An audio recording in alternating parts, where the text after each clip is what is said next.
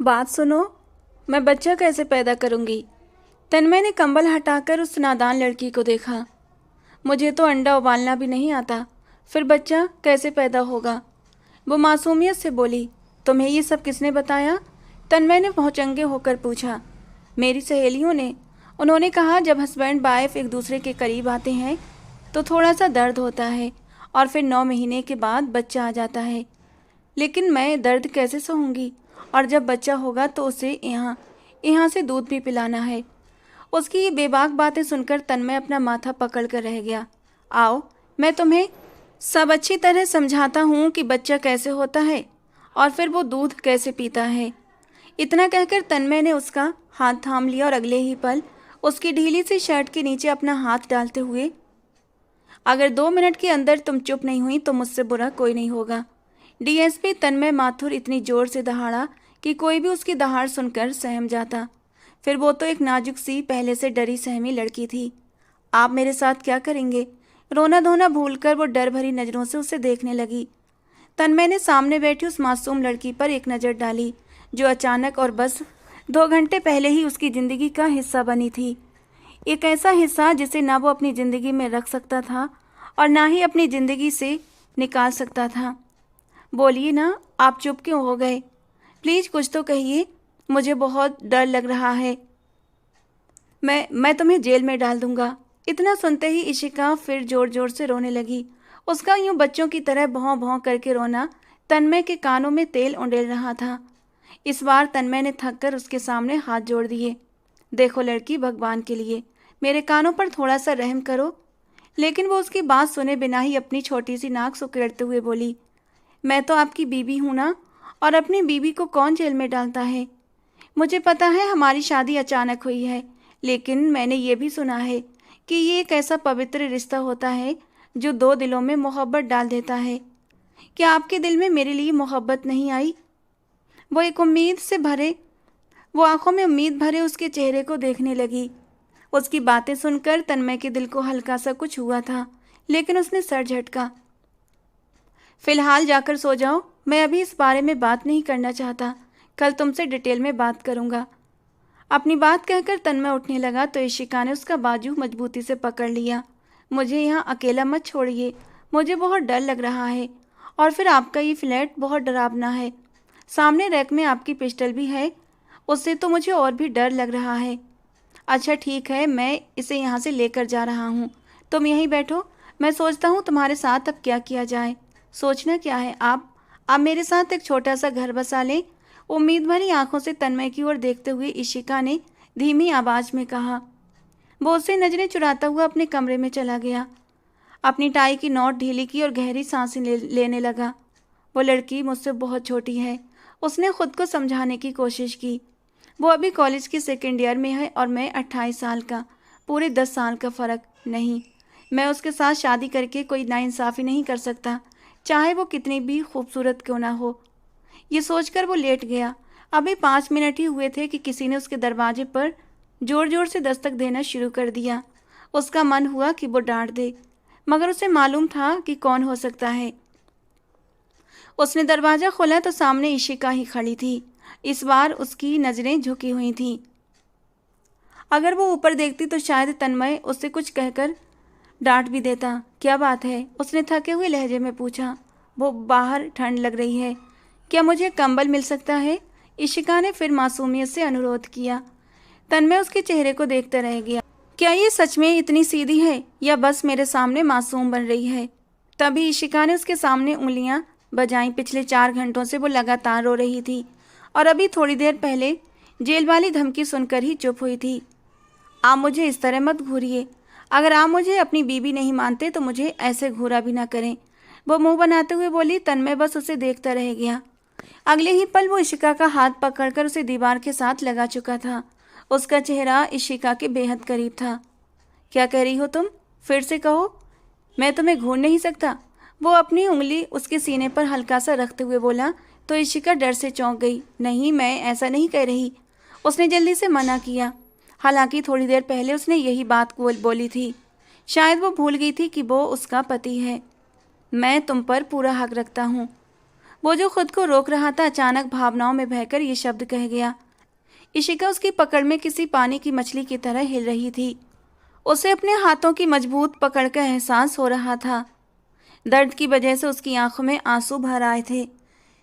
इशिका की बड़ी बड़ी आंखों में आंसू भरते देख तन्मय 2 कदम पीछे हटा। जाओ, ये कंबल उठाकर जाओ और फिर यहाँ मत आना, वरना इस ठंड में अगर जज्बात बेकाबू हो गए तो इल्ज़ाम मत देना। उसकी बात का मतलब समझकर वो जल्दी से बेड से कंबल उठाकर बाहर की ओर भागी थी, लेकिन फिर कुछ याद आने पर एकदम से रुक गई और फिर वापस पलटकर दोबारा से तन्मय के सामने आकर खड़ी हो गई। अगर मैं ये कंबल ले गई तो फिर आप कहाँ सोएंगे? अब उसे तन्मय की चिंता होने लगी। मैं कहीं भी सो जाऊँगा। हाँ, वैसे ये भी अच्छी बात है, आपको कहाँ ठंड लगती होगी। अपनी बात कहकर वो कमरे से बाहर चली गई, जबकि तन्मय उसकी पीठ को घूरता रह गया। आखिर ये लड़की क्या चीज़ थी? मिनटों में ही इसने मुझ जैसे डीएसपी का दिमाग पूरी तरह घुमा कर रख दिया है। जो तन्मय दूसरों को कंफ्यूज कर देता था, वही उस छोटी सी लड़की के सामने खुद कंफ्यूज हो गया था। अलमारी खोलकर उसने अपना दूसरा कंबल निकाला। वो सीधा होकर लेटने ही वाला था कि फिर से दरवाज़ा बजने लगा। तन्मय ने झुंझलाकर दरवाज़ा खोला, लेकिन सामने अब इशिका नहीं बल्कि कार्तिक खड़ा था। तुम यहाँ क्या कर रहे हो? वो ऊंची आवाज़ में बोला। क्या हो गया है, इतना चिल्ला क्यों रहे हो? मैं पूरी तरह से श्योर हूँ कि मैं बहरा नहीं हूँ। मेरे दोनों कान ठीक काम करते हैं और मुझे सब साफ साफ सुनाई देता है, तो मेहरबानी करके अपनी ये चीखें बंद करो। कार्तिक ने कानों में उंगलियां डालते हुए कहा तो तन्मय ने उसे नज़रअंदाज किया और कार्तिक के पीछे खड़ी इशिका को देखा, जो उसके दोस्त के पीछे छिप गई थी। प्लीज़ भाई, इन्हें बोलिए गुस्सा कम किया करें, मुझे भी इनके गुस्से से बहुत डर लगता है। इशिका की आवाज़ सुनकर कार्तिक को अब गुस्सा आया था, और ये गुस्सा इशिका पर नहीं बल्कि तन्मय पर था। वो गुस्से से तन्मय की ओर बढ़ा। पहले मुझे ये बता कि तेरी हिम्मत कैसे हुई मुझसे छुपकर शादी करने की? क्या तूने मुझे इतना गैर समझ लिया कि अपनी ज़िंदगी के इतने बड़े इवेंट के बारे में मुझे बताना ज़रूरी नहीं समझा? क्या यही मेरी औकात है? वो कुछ ज़्यादा ही भावुक होने की कोशिश कर रहा था। ज़्यादा ड्रामे मत करो, ये मेरी बीबी नहीं है। वाह शैम्पी वाह, एक तो तूने शादी कर ली, ऊपर से इस लड़की को इस फ्लैट में रखा हुआ है और मुझे कह रहा है कि ये तेरी बीबी नहीं। तो क्या ये यहाँ पर काम करने वाली मासी है? कार्तिक की आखिरी बात सुनकर इशिका के कान खड़े हुए थे। कार्तिक भाई, मेरी बात सुनिए। हाँ बोलो बहना। आपने उदाहरण गलत इस्तेमाल किया है। अब मैं इतनी भी घटिया नहीं कि आप मुझे काम वाली मासी के साथ मिलाते फिरें। इशिका ने मुंह बनाते हुए शिकायत की। ओह मेरी प्यारी बहन, मुझे माफ़ कर दो। वादा करता हूँ दोबारा आपको शिकायत का मौका नहीं दूंगा। तन्मय काफ़ी देर से उनकी बातचीत सुन रहा था। उसने अभी दोनों को बाहर निकलने का इशारा किया ही था, लेकिन फिर कुछ सोचकर दोनों को अंदर बुला लिया। ये देखकर कार्तिक परेशान हो गया। वो समझ गया था अब उसकी मुश्किल होने वाली है। पहले तो मुझे ये बताओ कि तुमने उसे क्या कहा और उसने तुम्हें क्या बताया? यार, ये बात तुम अपनी बीवी से भी पूछ सकते हो, मुझे क्यों टेंशन दे रहे हो? देखो, मैं तुमसे शिकायत भी नहीं करता। अगर तुमने शादी की है तो तुम्हारा पूरा हक है। तुम्हारी ज़िंदगी है यार, तुम जैसे चाहो अपनी ज़िंदगी जी सकते हो। लेकिन प्लीज़ ये बांस रख दो, बहुत ज़ोर का लगता है। पिछली बार भी तुमने मेरी कमर पर मारा था, नाजुक हिस्सा भी हिला दिया था। अभी मेरे पास इतनी हिम्मत नहीं। अभी 5 मिनट पहले जब कार्तिक वहाँ आया था, उसने बेल नहीं बजाई थी, सीधे दरवाज़ा खोला और अंदर दाखिल हो गया था। ये कार्तिक की पुरानी आदत थी। अब तन्मय शादीशुदा तो था नहीं और ना ही उसकी कोई फैमिली थी, इसलिए कार्तिक का जब भी मन होता बेधड़क यूं ही बिना बैल बजाए अंदर दाखिल हो जाता था, और आज भी उसने ऐसा ही किया था। तन्मय ये बिल्कुल भूल गया था उसने इस फ्लैट की एक चाबी अपने दोस्त को भी दी हुई है। जब वो अंदर गया तो सामने इशिका सोफे पर बैठी थी। टीवी चल रहा था और वहाँ कार्टून चल रहे थे। वो मुश्किल से 17-18 साल की लग रही थी। ओह हेलो लड़की, तुम कौन हो और यहाँ पर क्या कर रही हो? तन्मय ने आश्चर्य और चौंकने के साथ पूछा। मैं तन्मय की बीवी हूँ, इशिका ने गर्दन अकड़ाते हुए दो टूक अंदाज में कहा। कार्तिक उसके चेहरे को घूरता रह गया। आखिर इस लड़की में ऐसा क्या था कि उसने इतनी सुंदर लड़कियों को छोड़कर उस छोटी बच्ची से शादी की? वो उम्र में इतनी छोटी लग रही थी। कुछ सोचकर कार्तिक उसके सामने ही बैठ गया। मतलब तुम मेरी भाभी हो? जी नहीं, भाभी नहीं बल्कि बहन। मेरा कोई भाई नहीं है, तो आज से मैं आपकी बहन और आप मेरे भाई हैं। लेकिन आप हैं कौन और आप यहाँ पर क्या कर रहे हैं? अचानक उसे याद आया कि एक अजनबी बिना कुछ बताए अंदर आ गया था। कहीं आप चोर तो नहीं? ये कहते ही वो चिल्लाने लगी। तभी कार्तिक ने उसके सामने हाथ जोड़ दिए। अरे यार, इस वक्त कोई तमाशा मत लगाना। मैं एक पुलिस वाला हूँ। मुझे चोर कहकर नीचा मत दिखाओ। और मैं आपके पति का दोस्त हूँ। चलो पहले आपके पति से ही पूछते हैं। वो उसे लेकर तन्मय के कमरे की ओर बढ़ गया और अभी वो तन्मय से बचता फिर रहा था। उसे अपनी गलती का अब एहसास हो रहा था। अच्छा, तो ये था कि वो उल्टे कदमों यहाँ से चला जाता, लेकिन जिज्ञासा के हाथों मजबूर हो गया था। आखिर तन्मय साहब की ऐसी कौन सी मजबूरी थी कि उन्होंने उस छोटी सी लड़की यानी इशिका से विवाह कर लिया था। और यही वजह थी कि तन्मय आज उसकी कॉल भी नहीं उठा रहा था और उसके मैसेजेस भी इग्नोर कर रहा था, वरना ऐसा पहले कभी नहीं होता था। चल अब यहाँ पर बैठ, ठंडे दिमाग से काम ले। मुझे मारने से तुझे कुछ नहीं मिलेगा, लेकिन मेरा गुस्सा ख़त्म हो जाएगा, तन्मय ने दांत पीसते हुए कहा था। देख यार, तू इस सोफ़े को समझ कि ये मैं हूँ और जितना मारना है मार ले। और तन्मय ने इतनी ज़ोर से सोफ़े को लात मारी कि कार्तिक को दर्द अपने दिल में उठता हुआ महसूस हुआ। मैंने इतनी ज़ोर से मारने को नहीं बोला था, वो बस इतना ही कह सका क्योंकि शब्द उसका साथ नहीं दे रहे थे। अब दोनों एक ही सोफ़े पर बैठे थे। तन्मय ज़मीन को घूर रहा था और कार्तिक उसके चेहरे को। चल अब बताना शुरू कर दे, ए से लेकर जेड तक। बीच में तूने कोई भी पार्ट मिस नहीं करना है। आजकल के दौर में किसी के साथ भी भलाई नहीं करनी चाहिए यार। वो सिर्फ इतना ही बोल सका था कि उसने अपनी गर्दन झुका ली। यार खुलकर बोल, कहना क्या चाहता है तू? फंस गया हूँ मैं, वो भी बहुत बुरी तरह। ये लड़की मुझे पुराने पार्क के पास मिली थी। कुछ लड़के से परेशान कर रहे थे। ये कहकर वो रुका। तो क्या दोनों लड़कों को भगाकर इससे शादी कर ली? पहले पूरी बात सुन, उसके बाद अपनी जबान चलाना। बीच में बोला तो धक्के मार कर बाहर निकाल दूंगा। ठीक है, मैं चुप हो गया। अब बोल, क्या हुआ था? कार्तिक अपनी औकात में वापस आ गया था। इशिका ईसाई थी और उसके माँ बाप का उसके बचपन में ही देहांत हो गया था। वो अपनी ताई जी के साथ रहती थी। उसकी ताई जी बहुत ही जालिम औरत थी। जब भी वो उसे मारती या सताती तो इशिका रोती हुई अपनी माँ की कब्र पर चली जाती थी। वो कब्र पर बैठकर फूट फूट कर रोती, उनसे शिकायतें करती और फिर दिल हल्का करके घर लौट आती। रास्ते में ही एक पुराना सा पार्क था। जब वो वहाँ पहुँची तो पहले से कुछ लड़के वहाँ खड़े थे। उन लड़कों ने उसे देखते ही छींटाकशी शुरू कर दी। एक लड़का जो कि नशे में था, वो उसे देखकर सीटियाँ बजाने लगा और अपने दोस्तों से बोला, लो जी, आज रात का तो इंतजाम हो गया। अब इस लड़की को उठाओ, यहाँ से चलते हैं। मैं अब और इधर उधर नहीं घूम सकता। उनका यही काम था, मासूम लड़कियों को उठाना, उनके साथ गलत करना और उनकी ज़िंदगियां बर्बाद करना। इशिका उसकी बात सुनकर बहुत ज़्यादा घबरा गई थी। वो उनसे दूर होकर भागने ही लगी थी कि एक लड़के ने पीछे से आकर उसकी गर्दन दबोच ली और फिर उसके हाथ पकड़कर उसे घसीटने लगा। डीएसपी तन्मय, जो किसी ज़रूरी काम के सिलसिले में जा रहा था, उस समय अपनी वर्दी में नहीं था, बल्कि साधारण कपड़े पहने हुए था। रास्ते में जब उसने उस लड़की को उन लड़कों के झुंड में देखा तो जल्दी से गाड़ी को रोक दिया। क्या हो रहा है यहाँ? उसकी आवाज़ सुनकर चारों लड़कों ने गर्दन घुमाकर उसे देखा और फिर हंसते हुए बोले, देख, तू जो कोई भी है, अपनी बॉडी का रौब किसी और को दिखाना। अगर तुझे लगता है हम तुझसे डर जाएंगे तो ये तेरी गलतफहमी है। ये लड़की हमारी है और हमारे साथ ही जाएगी। प्लीज़ मेरी मदद करो, इशिका ने रोते हुए तन्मय की आंखों में देखकर कहा। वो ठिठक कर अपनी जगह पर रुक गया। गुस्से से अपनी मुट्ठियां भींच ली और फिर कुछ ही देर में उन लड़कों को तहस नहस कर चुका था। वो सब जमीन पर गिरे, अब दर्द के मारे तड़प रहे थे। किसी में भी इतनी हिम्मत नहीं थी कि वो अपने शरीर को हिला सके। तुम कौन हो और यहाँ क्या कर रही हो? तुम्हें इससे मतलब नहीं होना चाहिए, इशिका ने उसे नज़रें हटाते हुए कहा। शायद वो उसे भी गलत आदमी समझ रही थी। चलो मेरे साथ, मैं तुम्हें तुम्हारे घर तक छोड़ देता हूँ। मुझे तुम्हारे साथ नहीं जाना, मुझे तुम पर भरोसा नहीं।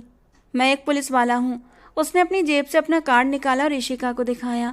कार्ड को देखकर वो काफ़ी हद तक शांत हो गई थी, लेकिन हवेली पहुँचने के बाद किस्मत ने उसके साथ एक और खेल खेला। एक तो वो बिना बताए ही घर से चली गई थी और फिर आधी रात को जब वो एक अजनबी मर्द के साथ आई तो ताई जी ने उसके ऊपर आरोप लगा दिया और फिर ज़बरदस्ती चर्च में ले जाकर तन्मय के साथ उसकी शादी करवा दी। वो भी बस चुपचाप उस लड़की के चेहरे को देखकर रह गया था।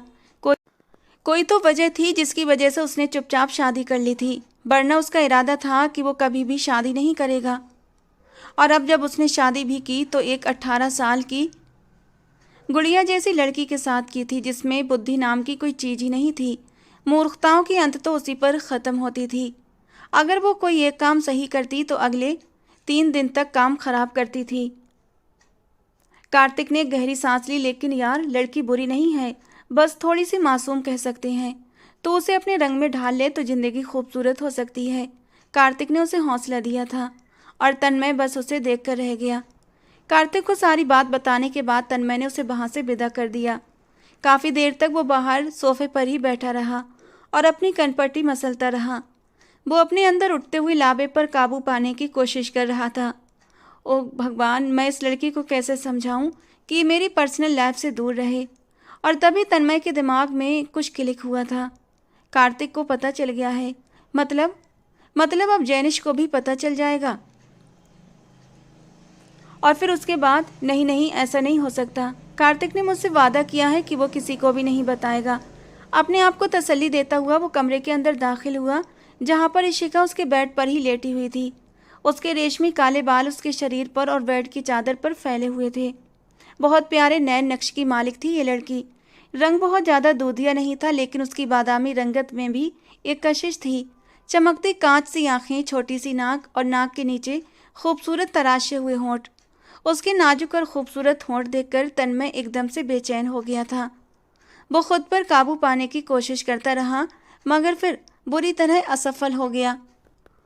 दिल एक अलग तरह से धड़कने लगा था और फिर धीरे से उसके करीब होता वो उसके चेहरे से बालों की लट हटा गया।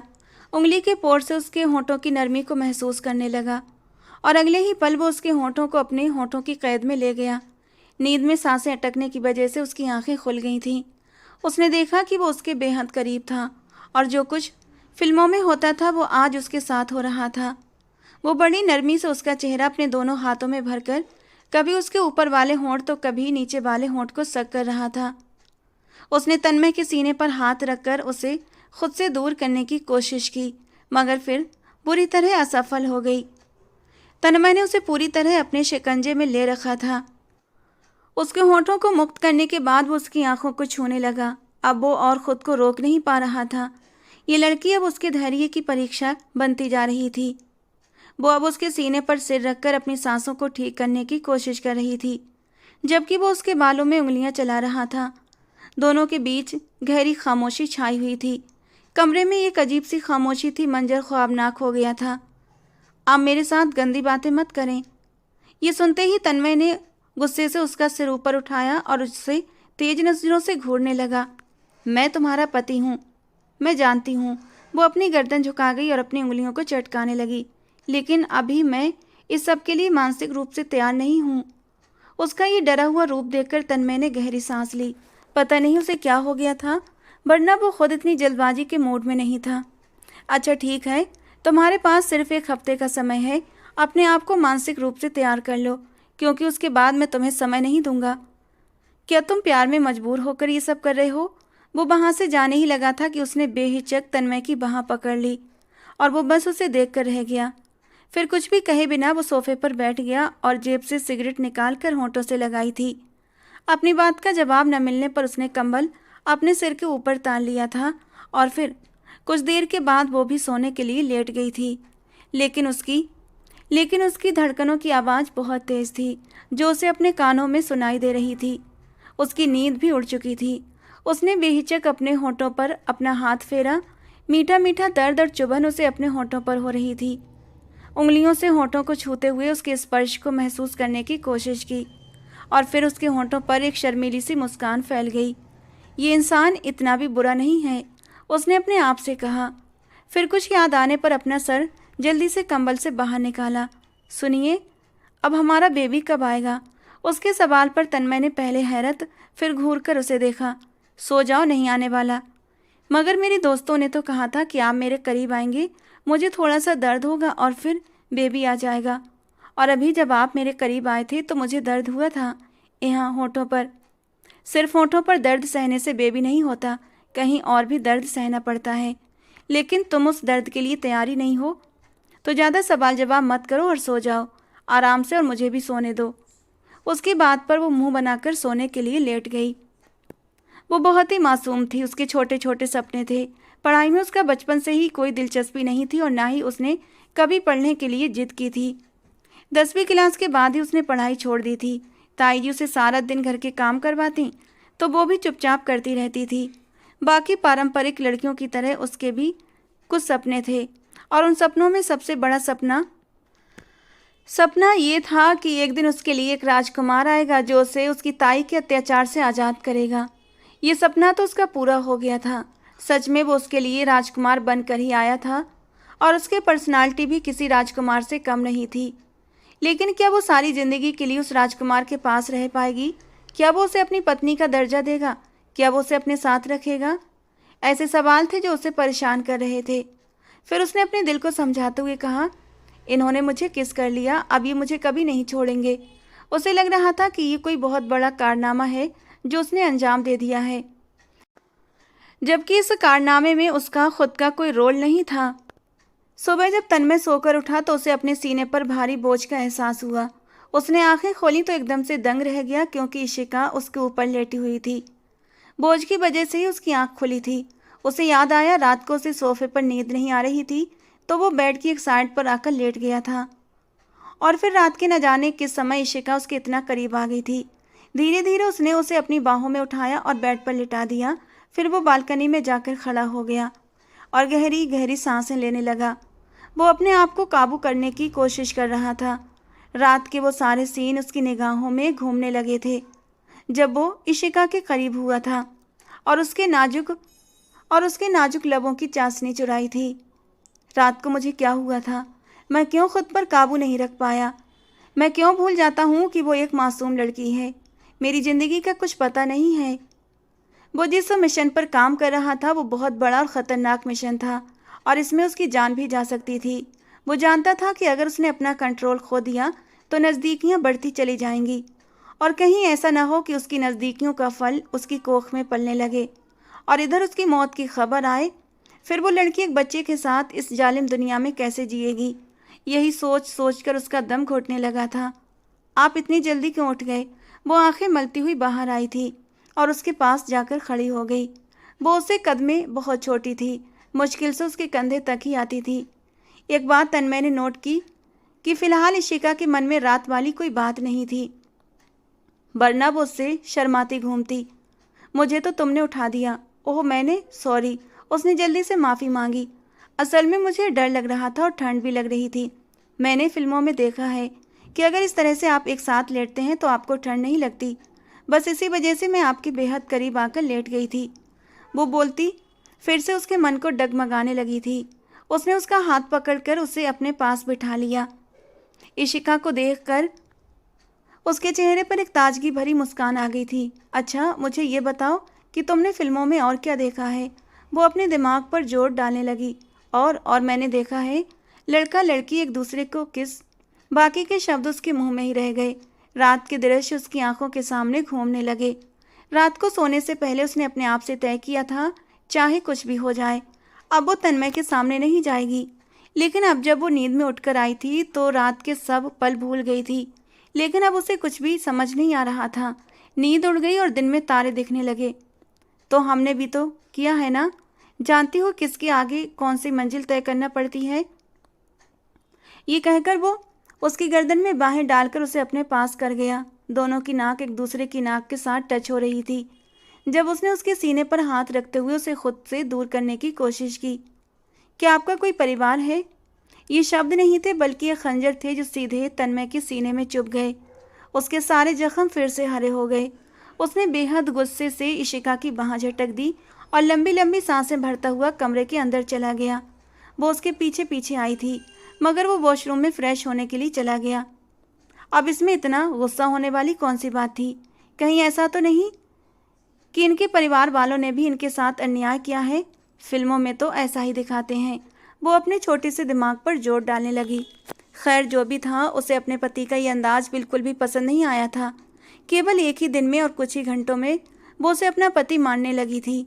उसकी मासूमियत की ये चरम सीमा थी कि वो एक अजनबी पर विश्वास करने लगी थी और कैसे न करती, यही वो अजनबी था जिसने उसे उसकी जालिमताई से आज़ादी दिलाई थी। लेकिन अब सवाल ये उठता था, क्या सारी ज़िंदगी तक वो उसका इसी तरह ख्याल रखेगा? फ्रेश होने के बाद उसने इशिका को भी तैयार होने के लिए कहा, मगर मेरे पास कपड़े नहीं हैं। मैंने रात के समय ही अपने एक जानने वाले को कह दिया था, बाहर जाकर देखो, सोफे पर तुम्हारे लिए ड्रेसेस रखी होंगी।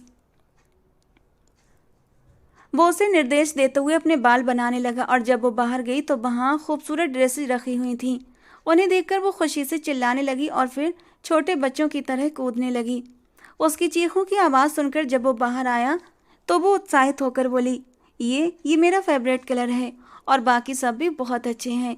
ये कहकर उसने फिर से तन्मय को हक किया। आप सच में बहुत अच्छे हैं, आप दुनिया के सबसे अच्छे पति हैं। ये तो बस सामान्य कपड़े हैं, इनके लिए इतना उत्साहित होने की क्या ज़रूरत है? मैंने 5 सालों में पहली बार नए कपड़े बनवाए हैं। नहीं नहीं, मैंने नहीं, बल्कि आपने बनवा कर दिए हैं। वो एकदम सादगी से बोली। क्या मतलब है तुम्हारा? क्या तुम नए कपड़े नहीं पहनती थीं? तो उसने ज़ोर शोर से सर नामे हिला दिया। मेरी ताई जी ने पिछले 5 सालों में मुझे एक जोड़ा भी नहीं दिया था। उनकी बेटियों के जो कपड़े होते थे या जो उनकी बेटियों को पसंद नहीं आते थे, वो कपड़े मुझे मिल जाते थे और वो उनके उत्तरन होते थे।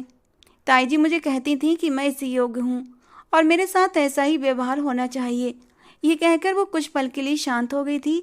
उसकी आंखें आंसुओं से भीग गई थीं। लेकिन फिर आप मेरी ज़िंदगी में आए। आप सच में बहुत अच्छे हैं। रात को आपने मुझे इतना अच्छा बिस्तर और कंबल दिया और अब ये प्यारे प्यारे कपड़े। वो उसकी बातें सुनकर बस उसे देखता रह गया। क्या इस लड़की ने बहुत तकलीफ़ों में जीवन बिताया है? जल्दी से तैयार हो जाओ, अब हमें यहाँ से निकलना है। हम कहाँ जा रहे हैं? क्या हम घूमने के लिए जा रहे हैं? नहीं, मैं एक केस के सिलसिले में जा रहा हूँ, मगर मैं तुम्हें यहाँ अकेला नहीं छोड़ सकता।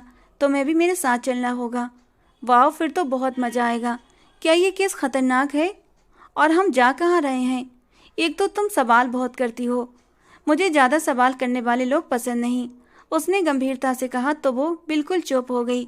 उसके बाद आधा घंटा गुजर गया। वो बिल्कुल चुप रही। अब तुम कुछ बोल क्यों नहीं रही? आपने ही तो कहा है कि मैं बहुत सवाल पूछती हूँ, बस इसी वजह से मैं चुप हूँ, ताकि आपको मेरे बोलने की अहमियत पता चल सके। ये कहकर वो खिड़की से बाहर देखने लगी, जबकि वो अपना सिर झटकते हुए उसे देखकर रह गया। अब मैं ही तुम्हें कह रहा हूँ कि बोलो, क्या कहना है तुम्हें? मुझे आपकी फैमिली के बारे में पूछना। अचानक उसने गाड़ी की स्पीड तेज कर दी और उसके माथे पर लकीरें उभर आईं। अच्छा अच्छा, ठीक है, रिलैक्स हो जाएं। मैं किसी के बारे में कुछ भी नहीं पूछ रही, उसने धीरे से कहा और मुंह बनाकर खिड़की से बाहर देखने लगी। अभी एक दिन ही तो बीता था उनकी शादी को और अभी तो वो ये भी नहीं जानता था कि उसने सारी ज़िंदगी इस लड़की के साथ बितानी भी है या फिर उसकी ज़िंदगी में फिर से कोई नया मोड़ आने वाला है। सुनिए, मुझे बहुत भूख लग रही है, मुझे खाना खाना है। वो दोनों नाश्ता करके निकले थे, लेकिन इसके बावजूद भी इशिका को भूख लगने लगी थी। अभी रास्ते में एक होटल आएगा। नहीं, मुझे तो लेस की भूख लगी है, उसने अपने पेट पर हाथ रखते हुए छोटे बच्चों की तरह होंठ काटते हुए कहा। ओ गॉड, ये लड़की अपनी नादानियों से मुझे मार ही डालेगी। वो मुँह ही मुँह में बड़बड़ाता हुआ गाड़ी से उतरकर चला गया। इशिका ने झट से उसकी ड्राइविंग सीट संभाल ली, गाड़ी स्टार्ट की। उसे गाड़ी अच्छे से चलाना नहीं आता था। उसने गियर पर पैर रखा, गाड़ी अचानक चल पड़ी और सामने दीवार से जा टकराई। उसका सिर भी जोर से स्टीयरिंग से टकरा गया। शोर की आवाज़ सुनकर वो दौड़ता हुआ बाहर आया। उसके हाथ से पैकेट छूटकर ज़मीन पर गिर गए। जब वो वहाँ पहुँचा तो इशिका के माथे से हल्का हल्का खून बह रहा था। उसे अपनी गाड़ी की फिक्र नहीं थी, उसे तो इस लड़की की फिक्र थी। तुम ठीक हो? वो बेचैनी से उसके दोनों हाथ पकड़कर हिलाने लगा और फिर उसके चेहरे को अपने हाथों में ले लिया। मैं बिल्कुल ठीक हूँ। आई एम रियली सॉरी, मेरी वजह से आपकी गाड़ी। दिल तो कर रहा है तुम्हें ऐसी सज़ा दूँ कि तुम सारी ज़िंदगी याद रखो, लेकिन तुम मेरी सज़ा सह नहीं पाओगी। ऐसी हरकतें मत किया करो, मेरा दिल घबराने लगता है। मैं तुम्हें किसी भी कीमत पर खो नहीं सकता। ये कहकर उसने उस छोटी सी लड़की को अपने गले से लगा लिया। कभी कभी तो इशिका को भी शक होने लगता कि वो लोग पहले कभी मिल चुके हैं, मगर उसे याद नहीं आता था कि कहाँ मिले थे। और जिस तरह से वो बातें करता था वो और भी बेचैन हो जाती थी। क्या हम पहले मिल चुके हैं? उसने मासूमियत से पूछा। नहीं, मैं तुम्हें पहली बार पार्क के करीब ही मिला था। वो चुप हो गई। तन्मय ने गाड़ी से फर्स्ट एड बॉक्स निकाला और ऋषिका के माथे पर बैंडेज लगाने लगा। अब कैसा महसूस कर रही हो? बहुत अच्छा। आपने मरहम रख दिया है, अब दर्द भी नहीं हो रहा। अच्छा, मेरे लेस कहाँ पर हैं? वो तो मैंने फेंक दिए थे। रुको, तुम्हारे लिए नए ले आता हूँ। अरे, नए लाने की क्या ज़रूरत है? पहले ही इतने पैसे लगा दिए, रुकिए मैं उठा कर लाती हूँ। वो उसे देखता ही रह गया जबकि इशिका भागती हुई दुकान के बाहर पड़े लेस के पैकेट उठाने लगी। वो दूर से उसे देख रहा था। इशिका, मेरी प्यारी इशिका, मेरे दिल का करार, मेरा सब कुछ। ये कहकर उसने अपना सिर सीट के साथ टिका दिया था। आज से 3 साल पहले वो अपने दोस्तों के साथ घूमने के लिए कश्मीर आया था। उधर उन दिनों इशिका अपनी मासी के घर रहती थी।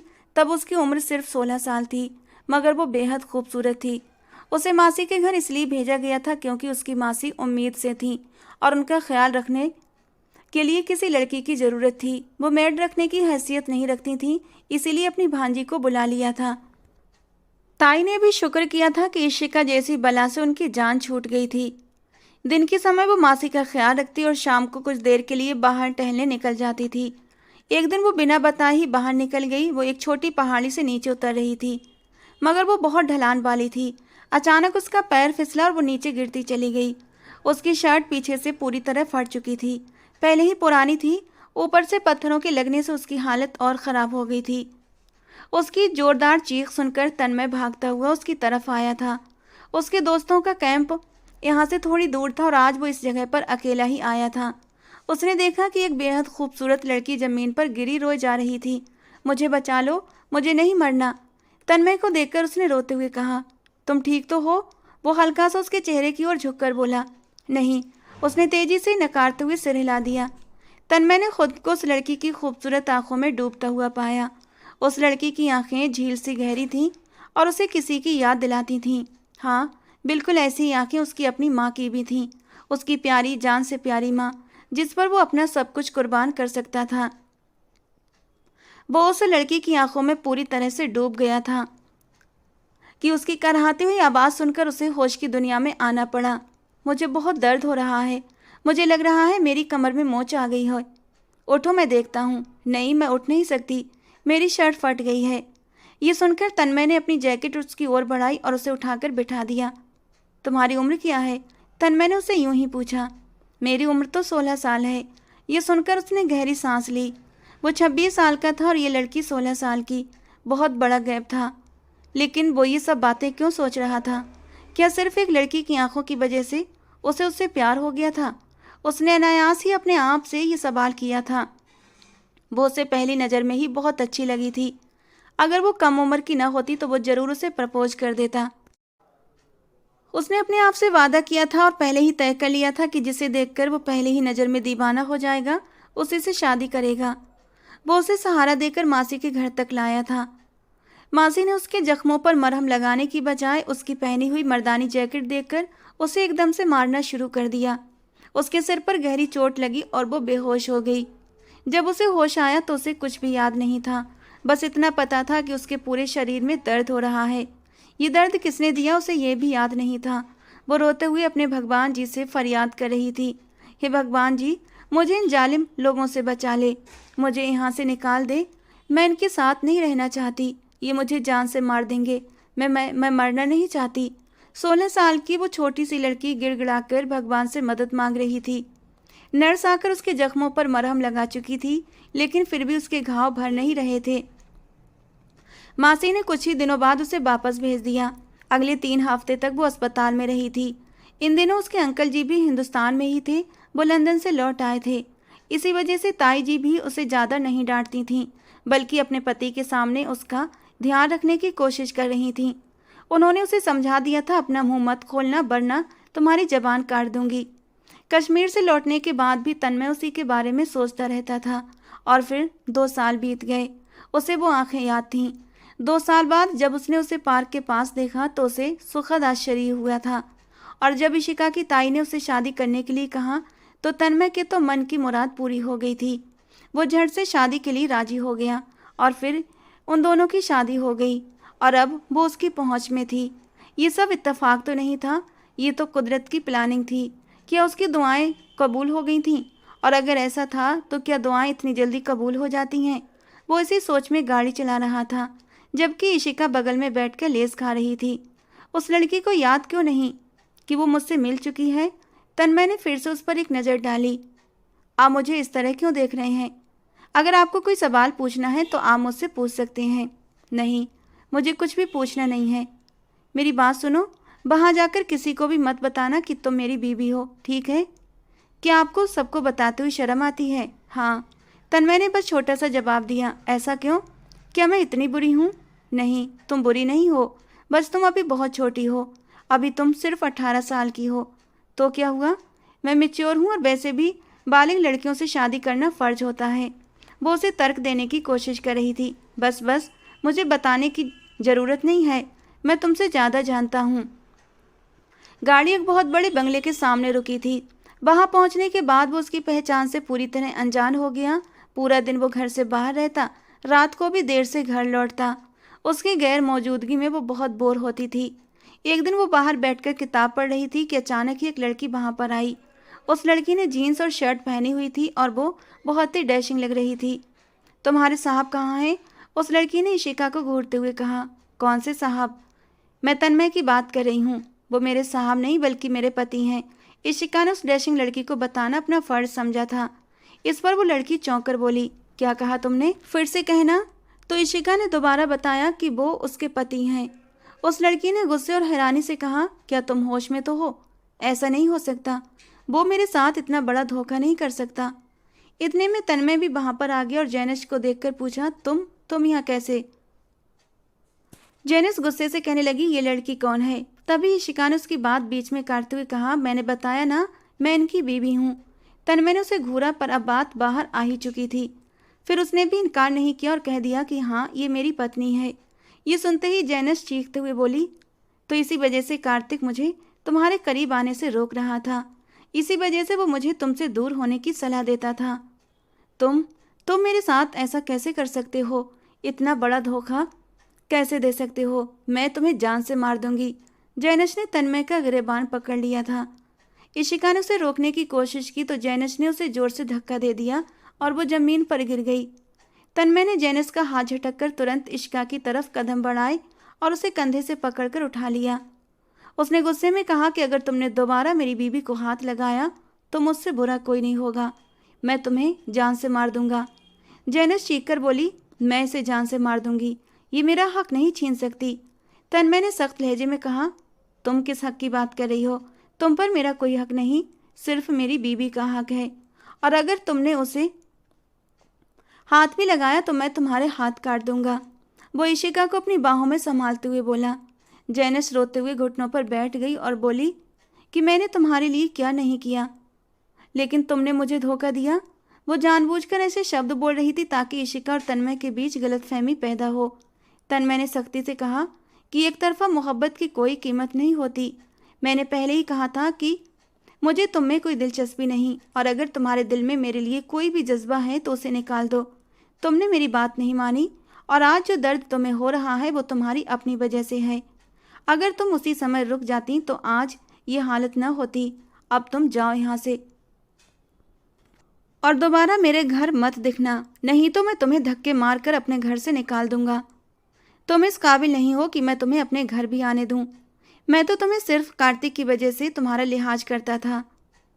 वो कार्तिक की बहन थी और तीनों एक साथ पुलिस डिपार्टमेंट में भर्ती हुए थे। कार्तिक जानता था कि उसकी बहन उसके दोस्त के पीछे पागल है, और इसी वजह से वो अक्सर परेशान भी रहता था, क्योंकि वो अपने दोस्त को भी जानता था तन्मय को जैनस में कोई दिलचस्पी नहीं थी, और उसे ये भी पता था कि जैनस उससे सच्चा प्यार नहीं करती थी। वो सिर्फ अपनी जिद पूरी करना चाहती थी, और उसकी जिद ये थी कि तन्मय हर हाल में उसका हो जाए। दोनों के बीच किसी बड़े झगड़े से पहले ही कार्तिक वहां आ गया और उसने अपनी बहन को घसीटते हुए ले गया। जाने से पहले उसने तन्मय और इशिका से माफ़ी भी मांगी। कहने लगा कि माफ़ कर देना, मैं नहीं चाहता था कि ऐसा कोई हंगामा हो। फिर कार्तिक उसे लेकर चला गया।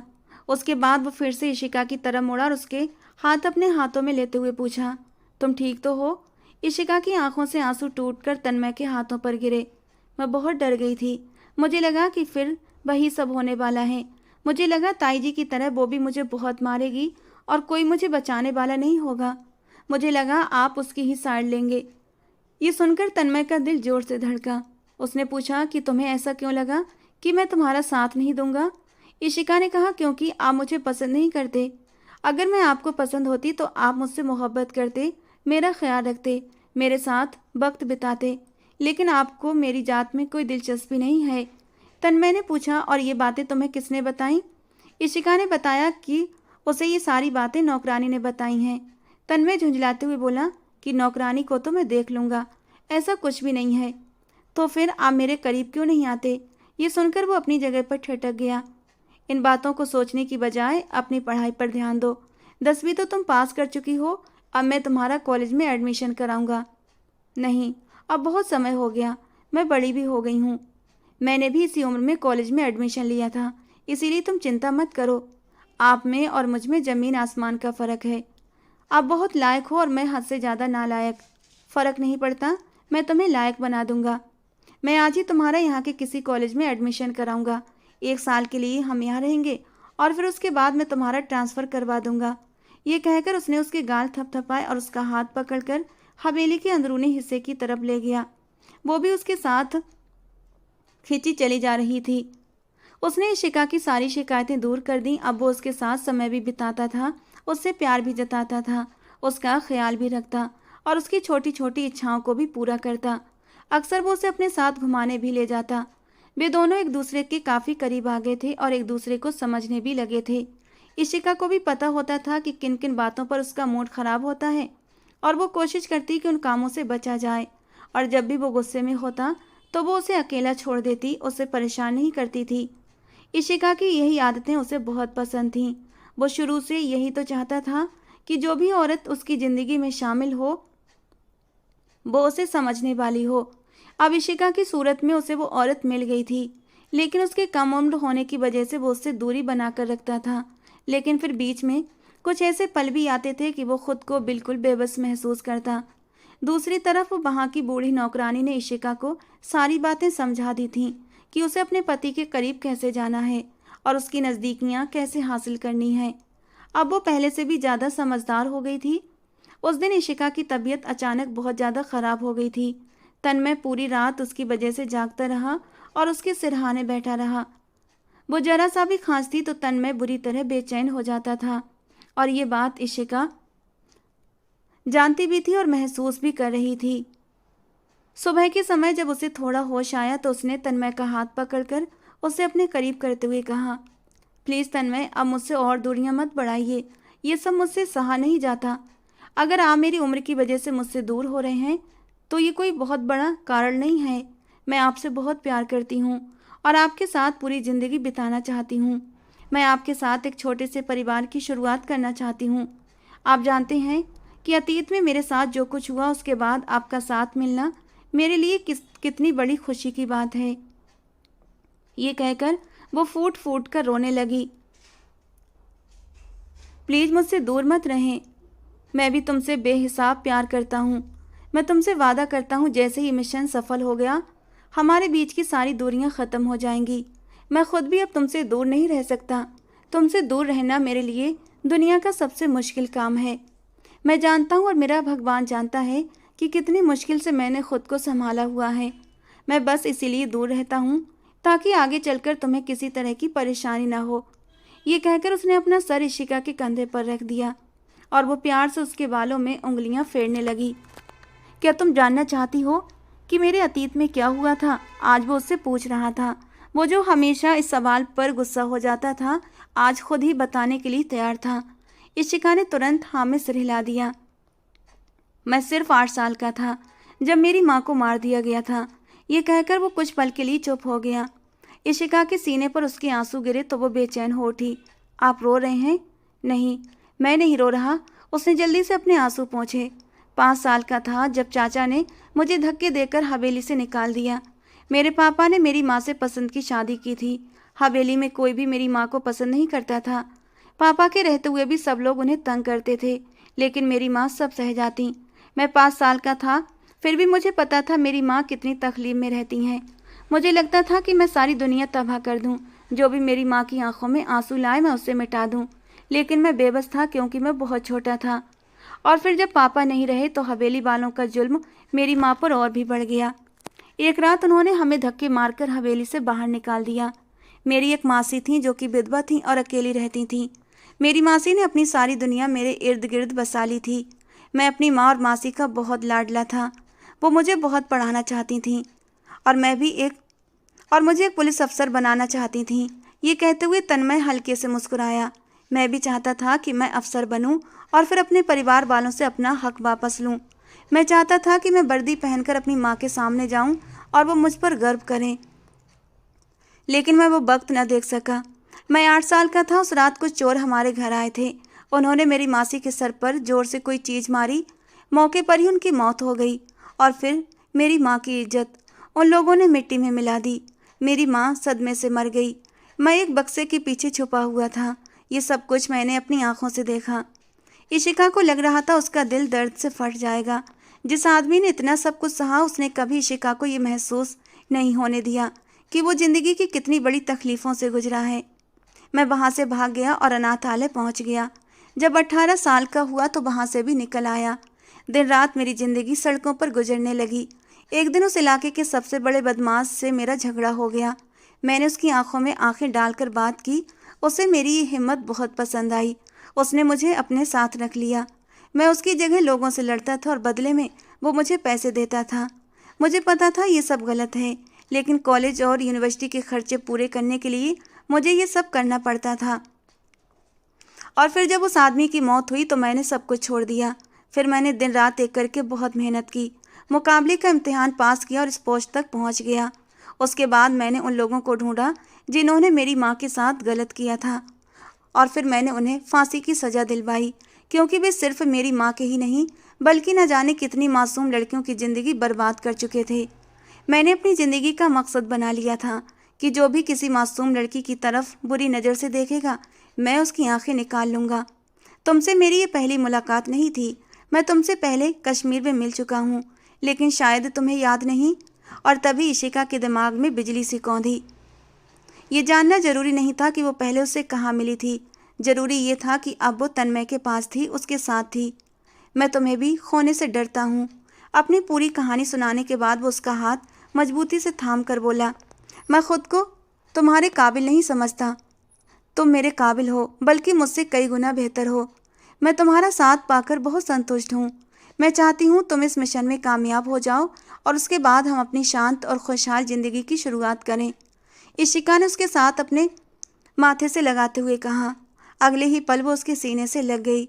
उसके जिस्म की नरमी महसूस करके तन्मय बेचैन होने लगा। सब कुछ बता देने के बाद उसके दिल का बोझ हल्का हो गया था और अब उसे सिर्फ सुकून चाहिए था। लाख इनकार के बावजूद भी वो इशिका के अस्तित्व में वही सुकून तलाशने लगा। वो उससे अपना हर हक ले चुका था और इशिका भी बहुत खुश और संतुष्ट थी कि उसके वजूद पर तन्मय के नाम की छाप लग चुकी थी। अगले दिन सुबह उसे अपने मिशन पर जाना था और फिर 3 महीने गुजर गए, मगर तन्मय की वापसी न हुई। न जाने उसे ज़मीन खा गई थी, आसमान निगल गया था। इशिका की हालत बहुत ख़राब हो गई थी। उसकी कोख में तन्मय का बच्चा था। वो दिन रात उसी को याद करती और रोती रहती। जैनश को भी अब उस पर तरस आने लगा था। अब वो उसे दुश्मनी नहीं निभा रही थी, बल्कि उसका ख्याल रखती थी। वो कार्तिक के घर में ही शिफ्ट हो गई थी, क्योंकि कार्तिक ने जोर देकर कहा था वो इस हाल में उसे अकेला नहीं छोड़ सकता। धीरे धीरे करके समय बीता और 9 महीने पूरे हुए थे। इस पूरे समय में इशिका ने एक पल के लिए भी तन्मय को नहीं भुलाया था। वो उसकी खैरियत की दुआएं मांगा करती थी। 9 महीने के बाद उसने एक बेटे को जन्म दिया। वो उसे अपनी गोद में लिए उसके चेहरे को मोहब्बत से निहार रही थी और तभी उसके कमरे का दरवाज़ा खुला। उसने नज़र उठाकर देखा तो सामने ही तन्मय खड़ा था। एक पल के लिए उसे अपनी आंखों पर यकीन नहीं हुआ। अगले ही पल वो उठी और दौड़ती हुई उसके पास गई। एक जोरदार थप्पड़ तन्मय के चेहरे पर मारा और फिर उसके गले लगकर फूट फूट कर रोने लगी। मुझे पता था आप जिंदा हैं। मुझे पता था आपको कुछ नहीं हो सकता। वो छोटे बच्चे की तरह सिसक सिसक कर रो रही थी, जबकि उसका बेटा भी जोर जोर से रो रहा था। तन्मय ने प्यार से उसके माथे को चूमा। तुम्हारी दुआओं ने मुझे बचाया है, वरना मेरे बचने की कोई उम्मीद नहीं थी। शायद मुझे इसी वजह से नई जिंदगी मिली, ताकि मैं तुम्हारा और अपने बेटे का ख्याल रख सकूं। ये कहकर वो अपने बेटे की तरफ बढ़ा, जो बिल्कुल उसी पर गया था। फिर वो अपनी पत्नी की खूबसूरत आंखों में झांकने लगा, जो उसे उसकी माँ की याद दिलाती थीं। अचानक ही उसने उसकी आंखों को चूम डाला।